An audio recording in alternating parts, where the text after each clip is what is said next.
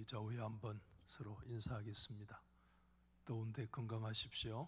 예, 점점 더워지고 있고 또 건강에 유의하시기를 바랍니다. 저와 여러분들이 하나님의 말씀인 성경을 대하실 때 사실 가장 큰 방해 요소는 우리 자신 안에 있다는 거죠. 그게 아주 견고한 선입견, 그게 우리가 성경을 이해하는데 일면 도움을 주기도 하지만은 그 강고한 선입견이 성경을 새롭게 또는 좀 더 깊이 이해하는데 방해 요소가 될 수 있다는 것을 늘 인정해야만 합니다. 오늘 본문의 예수님의 말씀을 대할 때도 두 가지 질문이 우선 생깁니다.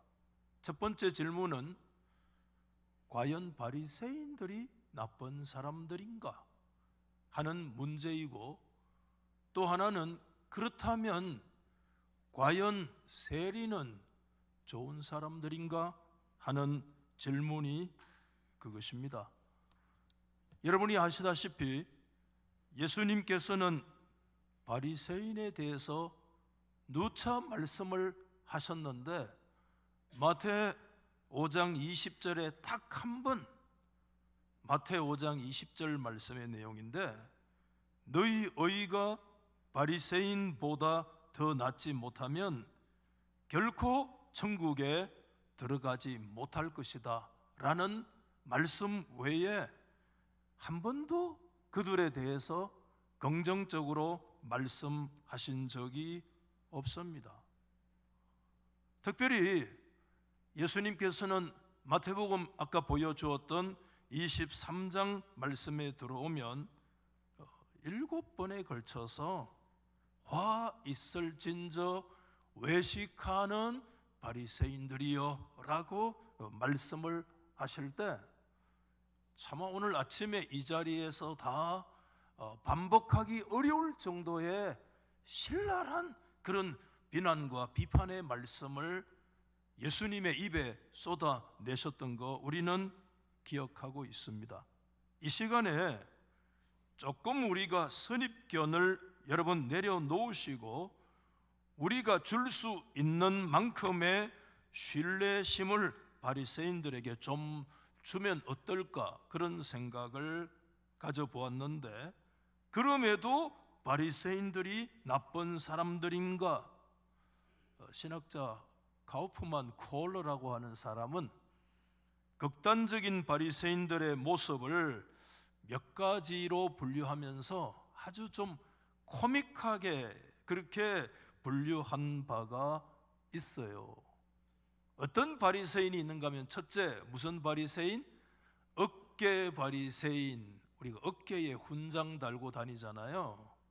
그것처럼 어깨 바리새인은 늘 자신의 선행을 사람들 앞에 번쩍번쩍 이렇게 과시하는 사람을 일명 어깨 바리새인, 잠시 기다려 바리새인. 이게 뭐죠? 자신이 뭔가 선행을 행할 때 혼자 하면 재미없잖아요. 주변의 사람들이 자신의 선행에 주의 집중해 주기를 원하는 사람을 잠시 기다려 바리새인. 요새 이런 표현 잘 안 쓰는데 장림 바리새인, 이것은 뭡니까? 여성을 보고 음욕을 품는 것은 이미 간음했다는 말씀을 지키려고 여자를 보지 아니하려고 눈 감고 다니다가 뭐죠? 전봇대에 박치기 하는 사람이, 절구공이, 여러분 절구 때 말입니다, 유혹에 관심이 없이 그저 머리만 끄덕이고 달고 다니는 사람들, 영원히 새는 바리새인, 자신의 선행을 항상 자기 스스로 헤아리면서 계산하면서 거기에 대하여 스스로 나름의 자긍심을 가지고 살아가는 사람들. 좀 부정적인 내용이기는 하지만은 상당히 좀 재미있는 그런 표현을 말씀을 해주고 있잖아요. 그러나 조금 우리가 역설적으로 이 부분을 들어가서 살펴보면 두 가지, 적어도 바리새인들은 죄를 짓지 않으려고 나름대로 애를 많이 썼던 사람들이었다는 거 우리가 인정할 필요가 있고, 또 하나는 상대적으로 선을 행하려고 나름의 노력을 기울였던 그런 사람들임에 틀림이 없다 하는 것을 우리에게 가르쳐주고 있다고 생각됩니다.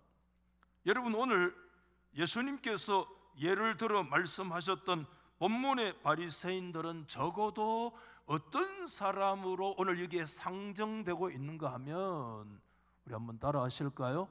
기도하는 사람. 뭐 하는 사람요? 기도하는 바리새인으로 예수님이 상정하셨다는 거 상당히 우리 가운데 어쩌면 도전적이잖아요. 저와 여러분은 기도하는 사람들이에요? 그렇지 않다면 우리는 바리새인들의 의에 적어도 미치지 못하고 있는 거 사실이죠. 기도는 우리가 하나님 앞에 다짐은 많이 하지만 실천하기가 사실상 어려운 것이 기도예요. 우리가 얼마 전에 임직자를 세울 때 그때 한 30여 분 세웠는데, 임직자를 세우면 또 특별히 기도의 사명을 가진 분들도 또 있잖아요. 다 물이 콩나무 시루에 빠져나가듯이 뭔가 쭉 빠져나가고, 그 중에 그래도 몇몇 한두 사람이 그래도 하나님 앞에 직분을 받은 것을 계기로 해서 나름의 기도의 삶을 내가 자리를 지키고 또 실천하기 위해서 애쓰는 그런 모습들이 있는 거 보면 참 귀하다, 그런 생각을 가지고 있는데, 적어도 오늘 예수님이 상정하는 바리새인들은 성전에 올라가서 기도하는 사람이었다 하는 것에 대해서 우리가 쉽게 생각해서 안 된다 하는 것이죠. 예수님은 성전을 일컬어서 내 집은 만민의 기도하는 집이라고 말씀을 하셨잖아요. 그 예수님의 문자적인 그 말씀을 제대로 사실상 만족하고 실천하고 있는 대표적인 사람들이 누구였는가? 바리새인들이었다 하는 거 우리가 생각해 볼 수가 있습니다. 제가 달서교회에서 목회하면서 가슴 아팠던 적이 여러 차례 있겠죠. 그 헤아리지는 않아요. 그렇지만 정말 가슴 아팠던 한순간이 있었는데, 그때가 코로나 터지고 나서 2021년 5월 18일이었어요. 그날이 무슨 날인지 여러분 모르시죠? 그날이 무슨 날이었는가 하면 우리 권사님들이 자발적인 기도회 모임으로 에서더 기도회를 수십 년 동안 유지해 왔는데, 이쯤 되면 사진이 나오면 좋은데, 그렇지, 정신 바짝 차려요. 에서더 기도회. 여러분, 오늘 이분들 모습이 그날 에서더 기도회 해산 기도로 모인 날이에요. 해체가 아니라 코로나 터졌지, 고령이 다가오지, 체력은 딸리지. 여러분, 기도도 하나님이 건강이 있어야 기도하잖아요. 그렇죠? 기도할 마음이 있어도 여러분 집에서 개인적으로 기도하지만 단체로 모여서 기도한다는 것도 이게 쉬운 일이 아니에요. 수십 년 동안 이 어른들이, 지금 저때 사진에 보세요. 김정희 권사님 세상 떠나고 서순자 권사님 세상 떠나고 나머지 분들은 아직 다 살아계시는데, 요양병원에 있는 분도 있고 어제 아래 요양병원에 들어가신 분도 있고, 이미 지금 서 있는 폼이 지금 영 응거주춤해. 사진 찍기도 힘들어. 그날 목사님 오셔서 해산 기도해달라고 하는데 담임 목사가 얼마나 마음이 아팠는 줄 압니까?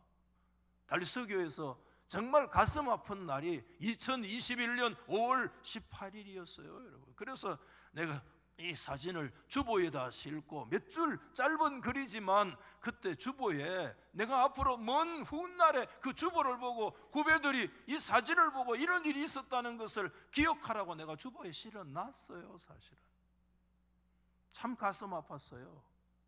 하나님의 교회에 자발적으로 모여서 주의 나라를 위해서, 주의 몸된 교회를 위해서, 기관들을 위해서, 다음 세대들을 위해서, 주의 종들을 위해서, 아픈 성도들을 위해서 끊임없이, 여러분 이 달서교회 70년 넘는 역사에 사실은 지나온 거 보면 이름 없이 빚도 없이 주의 나라를 위해서 헌신하고 기도하는 종들이 있었는 줄 여러분 믿습니까?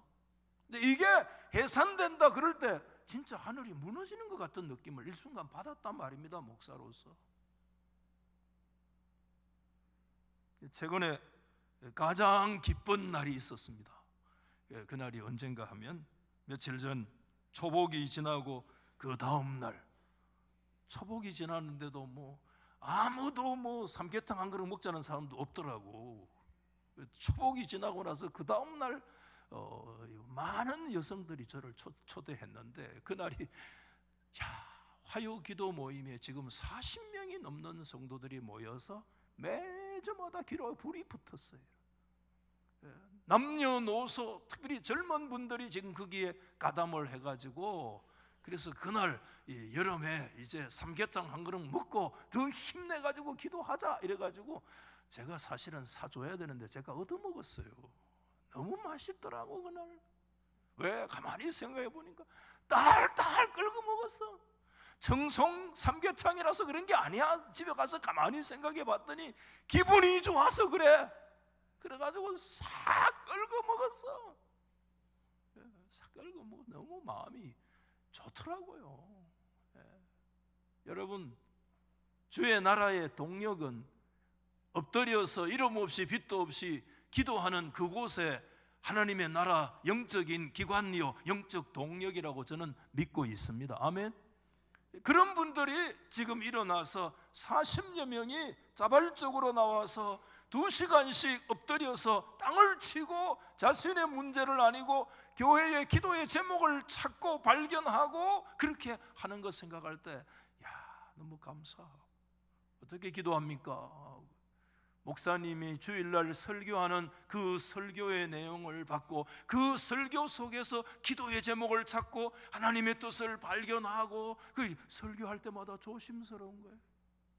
어떤 분은 이 시간에 혹시 그런 분 없겠지만은 목사 설교 잘하나 못하나 저것도 설교하나 삐딱하게 그렇게 듣는 사람 혹시 있을지 몰라요. 없겠지 달서교회는. 그런데 적어도 오늘 이 시간 3부 예배 때까지 40여 명은 눈을 부릅뜨고 귀를 쫑긋 세우고 이 말씀 속에 부족한 설교 속에 하나님의 뜻이 뭔가 우리가 붙들고 기도해야 될 제목이 뭔가를 찾으려고 그거 놓치지 않으려고 애쓰고 듣고 그거 그때마다 하나님이 주시는 깨달음을 기록하고 그거 붙들고 기도하기 위해서 애쓰는 성도들이 있다는 거 참 기쁜 날이었습니다. 감사한 일이 아닐 수가 없습니다. 여러분, 오늘 적어도 바리새인들 어떤 사람들인가? 공적으로 그들은 기도하는 사람이었다는 것, 예수님도 그것을 인정했기 때문에 오늘 이 말씀을 그 내용을 가지고 기본적으로 상정하고 있다는 사실을 우리가 인정하지 않을 수가 없는 것이죠. 그들의 기도했던 내용, 토색하지 않고 불의하지 아니하고 간음하지 아니했다는 거 사실이었고, 금식 기도했다는 거, 11조까지 드렸다는 거, 그 모두 사실이었습니다. 여러분, 그렇다면 과연 바리새인들은 좋은 그런 사람이라면 세리들은 과연 좋은 사람들인가? 성경에 나오는 세리들은 두 가지 종류가 있습니다. 첫 번째는 갓바이가 있고요, 저 산에 있는 팔공산 갓바이 말고 갓바이, 그리고 뭐죠? 모크헤스라고. 갓바이와 모크헤스.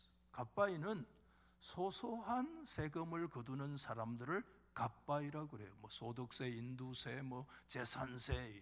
이 사람들은 그냥 이 단위가 작기 때문에, 또 공식적인 그런 세금을 거두는 사람들이기 때문에 어떤 부정적인 그런 내용을 취할 수 있는 이 상대적으로 적어요. 그런데 비해서 모크 헤서들은요, 어떤 사람인가 하면 수출입 관세 같은 큰 덩치 있는 항목들이 있잖아요. 그런 거 하기 때문에 여기에 상당히 유도리가 있을 수 있다는 거죠. 그리고 이 모크 헤서도 큰 모크 헤서와 작은 모크 헤서로 나눌 수가 있는데, 큰 모크 헤서는 성경에 나오는 세리장 삭개오 같은 사람은 아마도 큰 모크 헤서에 해당되어졌고, 세관에 앉아서 여러분 그 세물을 보다가 주님 앞에 부름을 받았던 세리 마태 같은 사람은 아마도 작은 모크 헤서였을 가능성이 매우 많아요. 모크 헤서들은 어떤 사람들이었나, 오늘날로 얘기하는 세무 공무원이 아니었습니다. 다른 말로 얘기하면 세금 청구업자다, 이렇게 말씀을 드리는 것이 좋을 줄 압니다. 그 사람들은 사람들을 고용해서 자신은 전면에 드러나지 아니하고 세금을 거의 갈취했던 세금 청구업자들이 모크 헤서였다고 하는 사실이죠. 당시 유대 철학자들이 이런 질문을 던졌습니다. 가장 잔인한 동물이 무엇인가? 가장 잔인한 동물.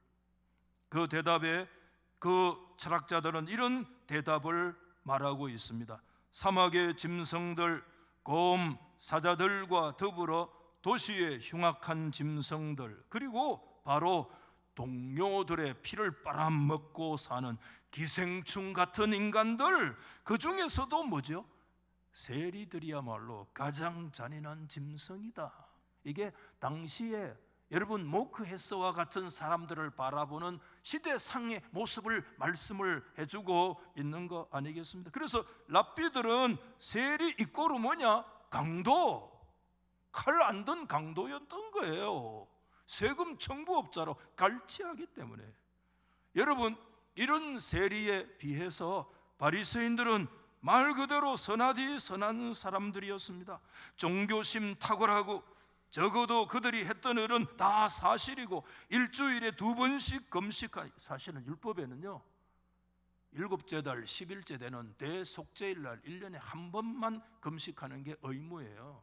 그러면 돼요, 사실은 율법은. 그런데 이 바리새인들은 일주일에 적어도 2차례, 월요일과 금요일에 금식합니다. 여러분 언제 금식해 보셨나요? 일주일에 월요일, 금요일 날 금식했어요, 이 사람들.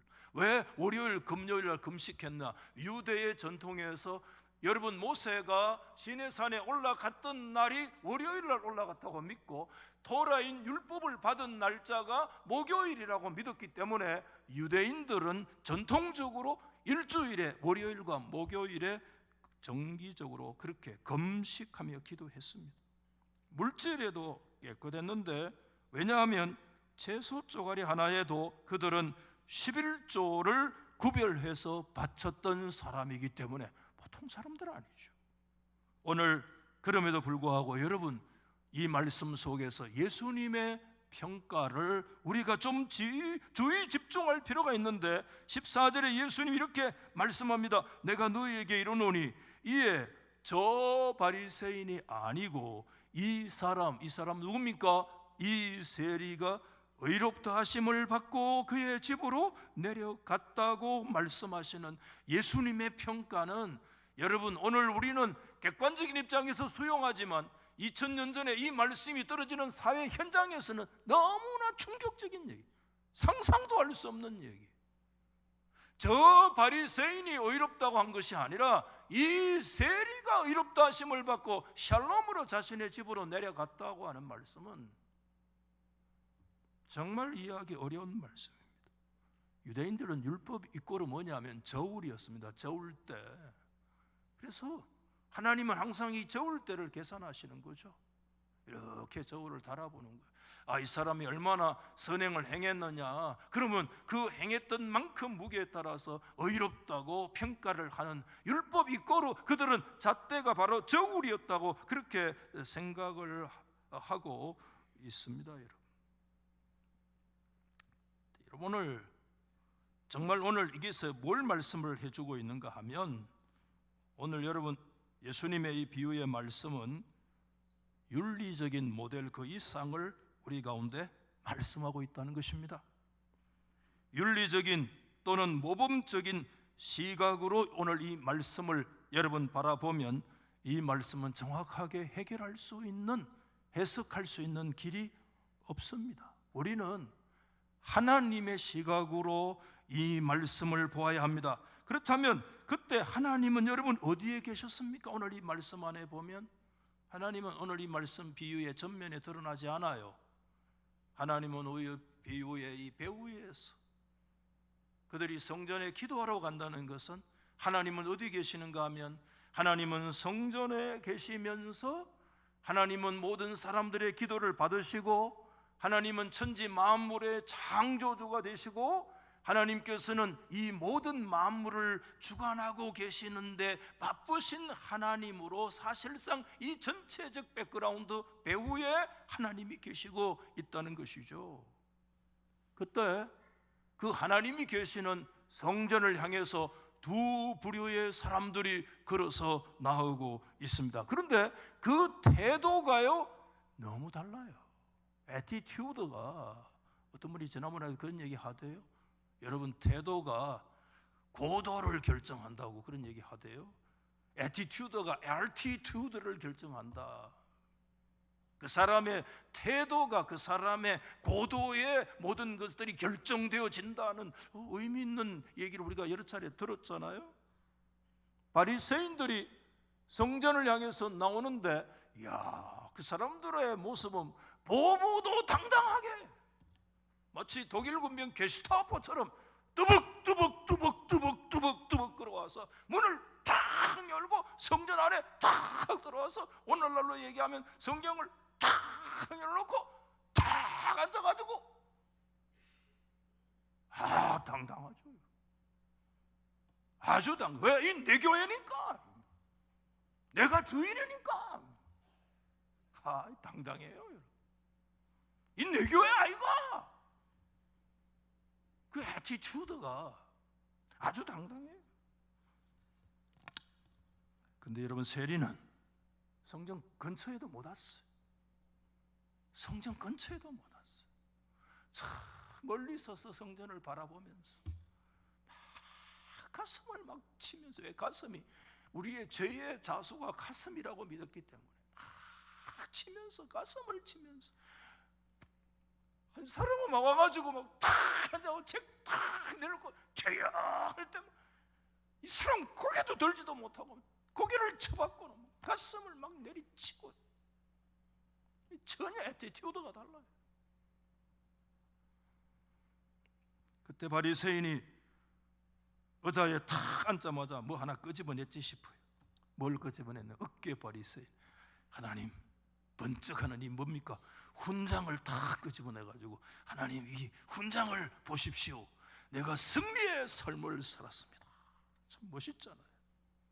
그때 아마 하나님께서는 성전에 계시면서 선웃음을 짓지 않으셨을까, 이런 생각을 가지게 돼요. 그때 하나님이 아마 말씀하셨다면 이렇게 말씀하셨지 몰라요. 이 사람아, 주의 나라에 그게 다가 아니야. 그게 다가 아니야. 그래서 바리새인이 결코 물러서지 않고 다시 두 개의 훈장을 더 끄집어냅니다. 그 훈장은 더 번쩍번쩍 빛나는데, 첫 번째 훈장이 뭐냐 하면 바로 내가 일주일에 2번씩 금식했지 않습니까? 금식의 훈장을 다. 그 다음에 간음하지 않았다는 이 윤리적인 훈장까지 쫙. 야, 이 정도면 그래도 대단할 정도가 아니겠습니까? 그때 아마 하나님이 뭐라고 말씀하셨을까? 혼자 생각해 봤어요. 성경은 그런 내용 없지만 그때 아마 이렇게 얘기했어 봐요. 이 사람은 내가 말했잖아, 네 그것으로 나 못 이긴대. 그렇게 말씀하셨을지도 몰라요. 그러나 여러분, 바리새인은 결코 포기하는 사람 아닙니다. 물러서지 않습니다. 하나님, 다른 훈장이 더 필요합니까?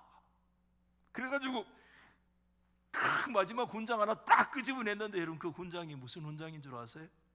무슨 훈장입니까? 최 권사님, 성경을 보면 알지. 무슨 훈장이에요? 11조 훈장 딱 내밀었다 이거. 여러분, 여러분, 돈이 얼마나 소중한 줄 아십니까? 만몬이, 예수님께서 만몬과 하나님을 겸하여 섬길 수 없다고 말씀할 정도로 하나님과 만몬을 동급으로 비교한 것은 돈이에요. 만몬신의 영혼을 우리가 섬기고 있는 것이요, 여러분, 이 만몬에 있어서 하나님의 주권을 인정한다는 것은요, 굉장한 깊이 있는 영성 있는 기도예요. 사실은 신앙이에요. 여러분 단지 11조를 드리느냐 안 드리느냐, 11조 드리는 신앙 보통 신앙 아니에요. 여러분, 용서하고 들으십시오. 저희 둘째 놈이 신학교 떼치 아프고 취직했어요. 그래가지고 월급을 받았어요. 첫 번째 들어가니까 월급요, 누구 말 따라 쥐꼬마리 맞지 뭐 발음이 안 된다.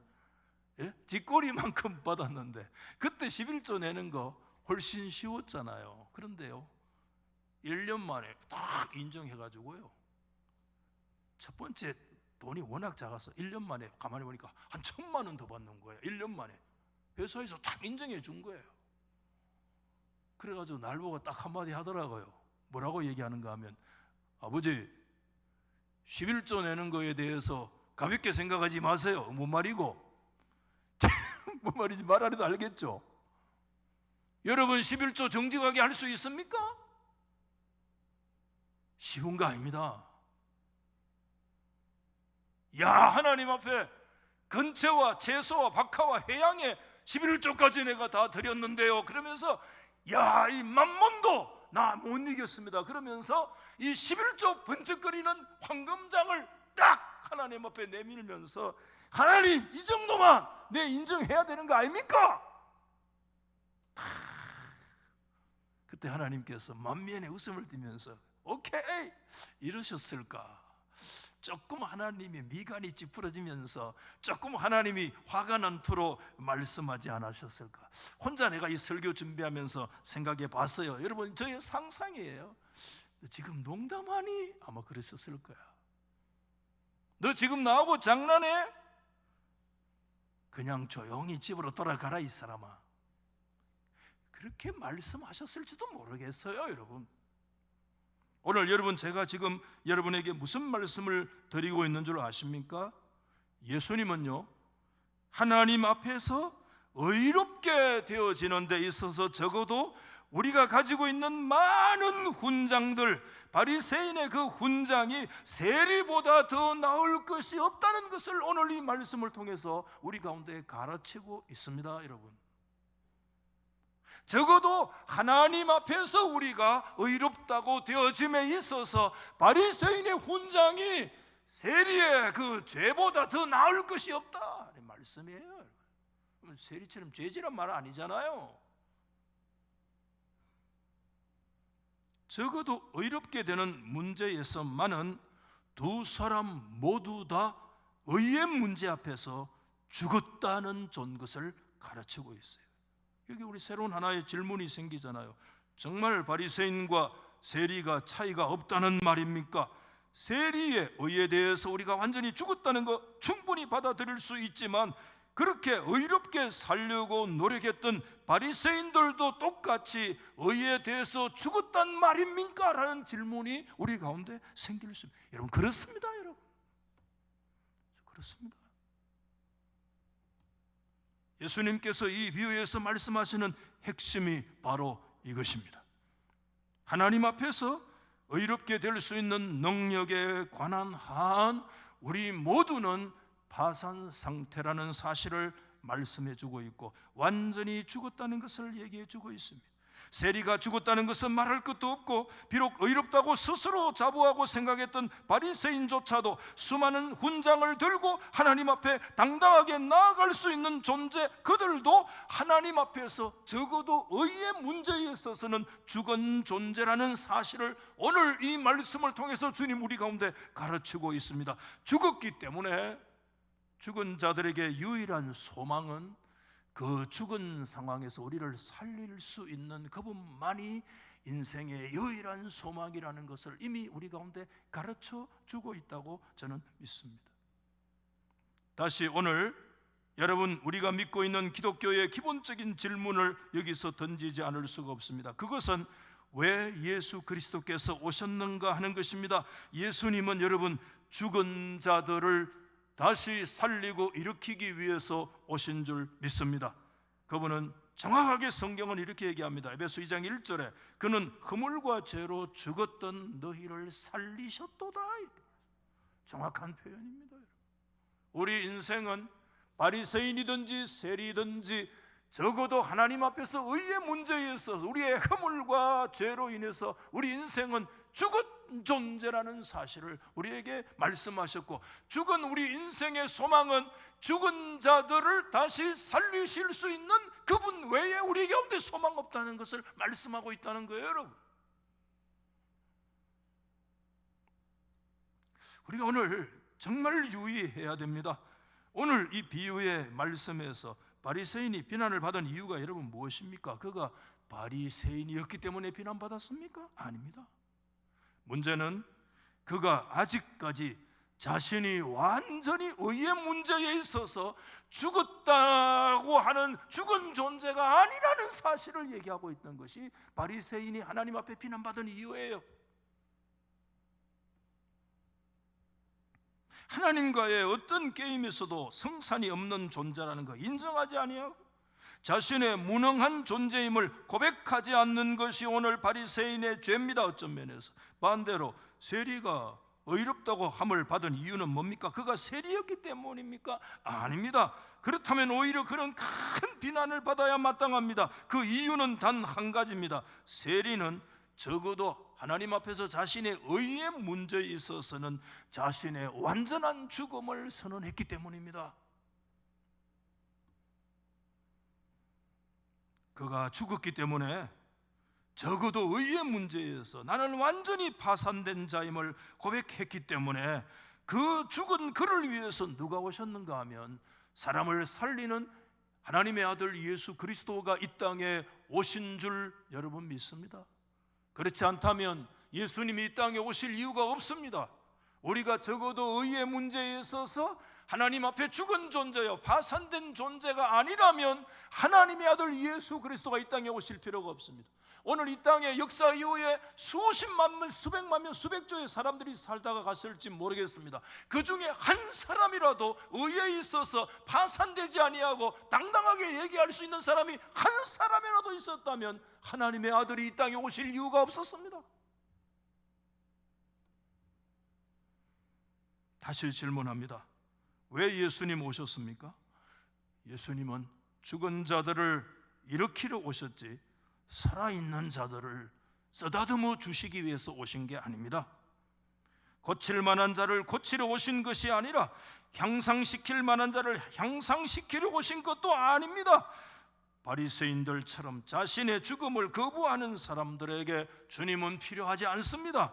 내가 세리처럼 주 안에서 완전히 자신의 영적인 파산과 죽음을 받아들이고 수긍하고 인정하는 사람, 그리스도 안에서 나의 죽음을 선언할 때 비로소 우리는 그때 하나님의 은혜의 자리에 설 수가 있는 것입니다. 오늘 이 말씀을 바리새인과 세리의 비유다 그렇게 얘기하죠. 오늘 여러분의 이 바리새인과 세리의 비유는 단지 두 가지를 비교해서 한쪽에는 상당히 겸손의 미덕이 있다는 것을 우리 가운데 주는 말씀이 결코 아닙니다. 오늘 이 말씀 윌리엄 바클레이라고 하는 저희 주석을 참 좋아하거든요. 꼭 바클레이의 글을 읽어보죠. 어떤 설교를 할 때 상당한 통찰력을 주는 분입니다. 윌리엄 바클레이가 이 부분에서 이렇게 얘기했어요. 이 비유의 위대한 교훈은 겸손의 필요다 그랬어요. 인정이 일면 좀 이해가 되면서도 이 말씀이 싹 와닿진 않았어요. 그렇지 않다 이 받아들여져요. 우리는 하나님 앞에 겸비와 겸손이 필요하지만, 그러나 오늘 이 말씀은 하나님 앞에서 겸손의 필요를 위해서 주신 말씀이 아닙니다. 오히려 이 말씀은 형식 종교의 무용성을 우리 가운데 말씀하고 있는 것입니다. 어떤 종교의 무용성, 어떤 종교도 하나님 앞에 우리 마음의 종교의 얘기를 말하지 아니하고 우리 형식의 종교의 무용성, 그 어떤 것도 하나님 앞에서 우리를 세울 수 있는 의의 문제에 길이 없다는, 우리들이 하나님 앞에서 의롭게 되기 위해서 할 수 있는 것은 아무것도 없다는 것을 교훈해 주고 있습니다. 말씀의 핵심은 우리 한번 믿음으로 받아하십시다. 나는 죽었다. 여러분, 이 선언이 진실로 저와 여러분의 선언이 될 수 있기를 예수 이름으로 축복합니다. 그렇게 당당합니까, 여러분? 내 교회니까 여기는 뚜벅 끌어와서 턱 안고 턱 놓고 턱 들고, 그렇게 우리가 당당합니까, 하나님 앞에서? 그렇지 않아요. 사실은 더 깊이 들어가 보면 하나님 앞에 우리는 어떤 존재인가 하면 감히 고개를 들 수 없는, 우리의 애티튜드가 우리의 알티튜드를 결정한, 우리는 하나님 앞에서 뭘 선언하느냐? 나는 죽었다. 여러분, 요아kim 예레미야서 비유의 대가죠. 오늘 세리의 고백을 두고 이 세리가 그날 하나님 앞에 와서 무슨 하나님 앞에 가슴을 치면서 기도했을까? 요아kim 예레미야서는 시편 51편의 다윗의 회개의 내용을 이 세리가 말했을 거다라고 설명을 했습니다. 저는 몇 주 전에도 51편의 이 말씀을 여러분에게 간단히 설명드린 경우가 있습니다. 51편에서 다윗은 인간의 근원적인 죄악의 문제를 세 가지로 얘기를 했습니다. 51편 1절 말씀에 하나님이여 주의 인자를 따라 내게 은혜를 베푸시며 주의 많은 긍휼을 따라 내 죄악을 지워주소서. 베샤의 죄, 그런 말씀 드렸던 기억나십니까? 베샤의 죄, 첫 번째 얘기한 거예요.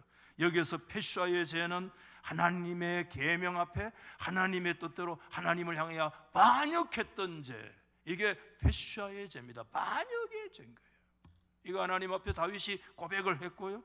2절 말씀에 뭐라고 얘기합니까? 나의 죄악을 아온이라고 하는데 맑게 씻으시며 나의 죄를 깨끗이 제하소서. 이 아온은 여러분 꼬여있다, 그런 말씀을 여러 차례 드렸어요. 꼬여있는데 꽈배기처럼 비비 꼬여있는 우리 인생을 얘기합니다.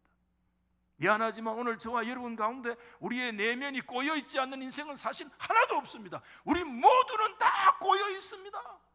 우리 모두는 하나님 앞에 비비 꽈배기가 그렇게 꼬여있습니다. 부정과 왜곡으로 우리는 점철되어 있는 존재라는 거 하나님 앞에 깊이 얘기하는데, 그 다윗이 두 번째 그 죄가 아온의 죄라는 걸 하나님 앞에 얘기하는 겁니다.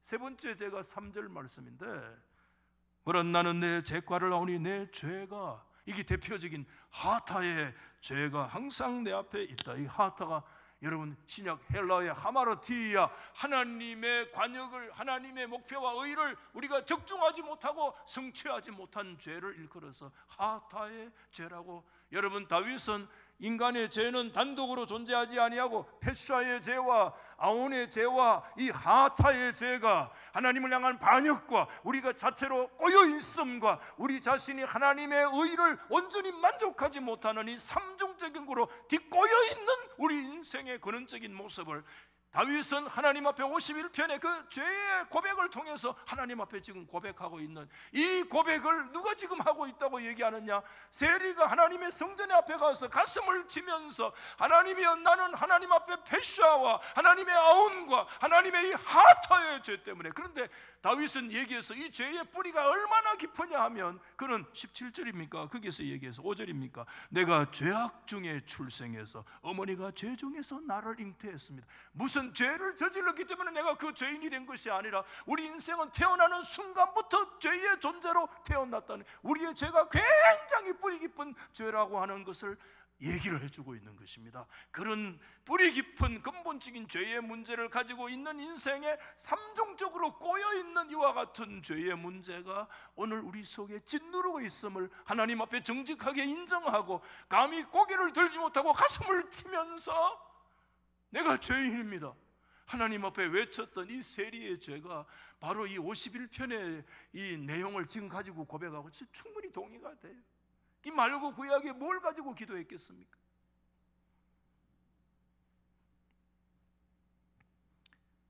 죄가 삼중죄이기 때문에 죄의 뿌리가 그만큼 깊은 만큼 하나님의 은총도 삼중으로 와야 한다는 것이 다윗의 신앙이었습니다. 우리가 1, 2, 3절에 읽으신 말씀에 이 동사 세 가지 요약하면 하나님 나의 죄를 지워주십시오, 나의 죄를 씻어주십시오, 나의 죄를 깨끗하게 없애주십시오.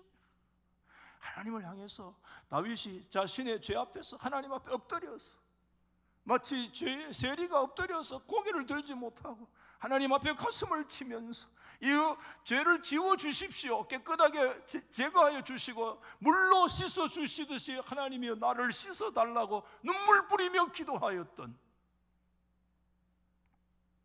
그때 마지막 다윗이 하나님 앞에 이렇게 외쳤어요. 우리 같이 한번 읽어봅시다. 시작. 하나님께서 구하시는 제사는 뭐라고요? 상한 심령이다. 하나님이여 상하고 통회하는 마음을 주님께서는 결코 뭐지요?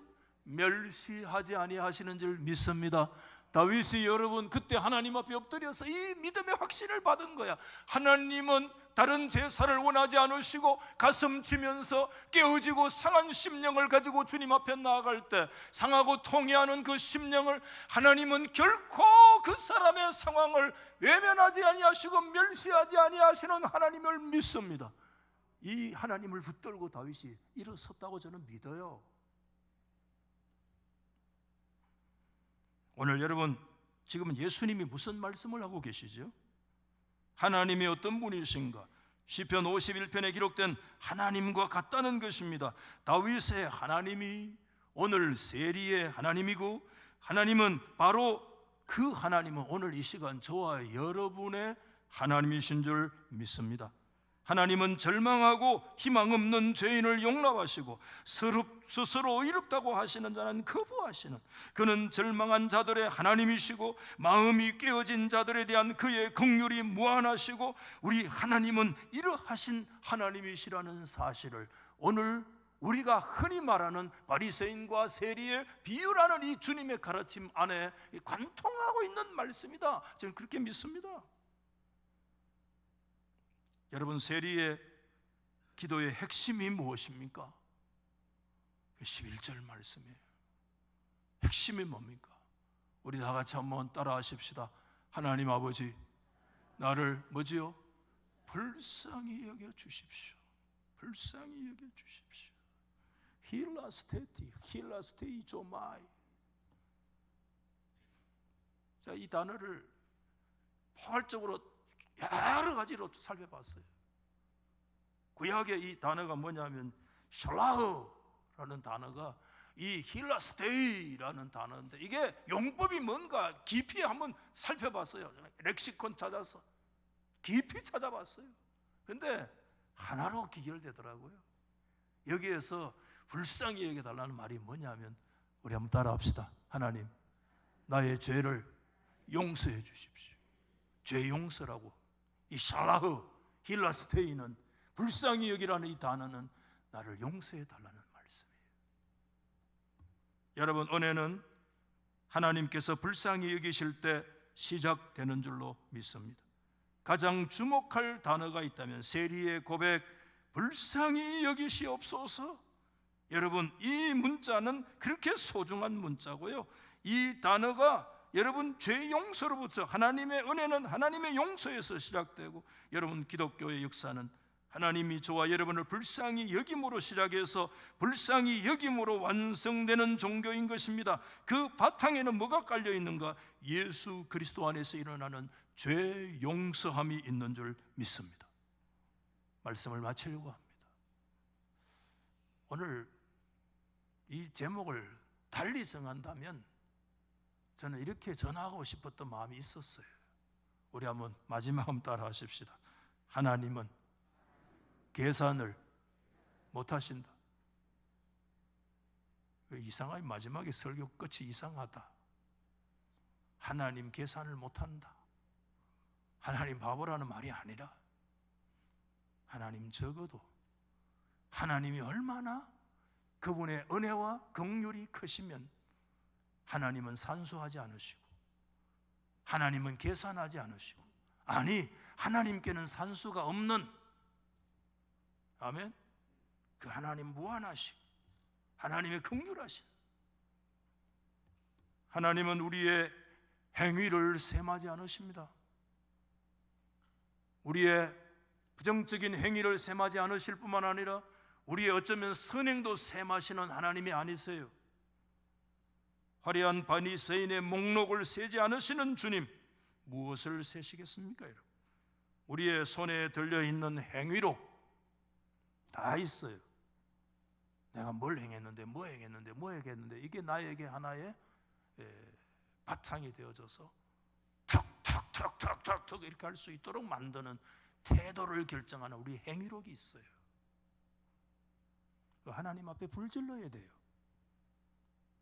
그래야 진짜 기독교인으로 거듭나요.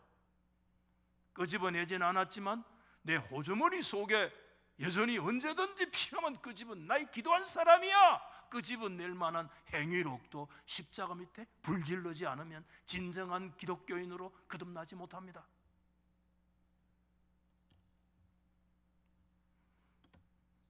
우리 이렇게 마지막 고백해야 됩니다.